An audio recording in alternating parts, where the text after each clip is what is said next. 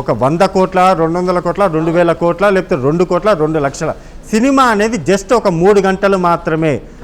దానివల్ల ఎవరికి ఎటువంటి లాభము లేదు, నష్టము లేదు. కానీ లాభం ఎవరికంటే సినిమా నిర్మాతకి, అదేవిధంగా సినిమా దర్శకుడికి, ఆ సినిమాలో నటించినటువంటి నటీనటులకే.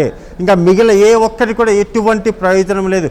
జస్ట్ 3 గంటల పాటు అలా కూర్చొని టైంపాస్ లాగా జస్ట్ కాలక్షేపం అంటారు కదా, ఆ కాలక్షేపం చేయడానికి సినిమా థియేటర్కి వెళ్ళి చేతిలో ఒక పాప్కార్న్ ఏదో ఒకటి పెట్టుకొని తింటూ చూడడం తప్ప ఆ సినిమా వల్ల ఏ మాత్రం కూడా ఉపయోగం లేదు. జస్ట్ ఫ్యాన్స్, అభిమానులు కొట్టుకోవడాలు, ప్రచారాలు, ఇటువంటి పంచాయతీలే తప్ప దానివల్ల ఎటువంటి యూజ్ లేదు. వాళ్ళు బాగానే ఉంటారు, సినిమా తీసిన వాళ్ళు బాగానే ఉంటారు, సినిమాలో నటించినటువంటి వాళ్ళు కూడా బాగానే ఉంటారు.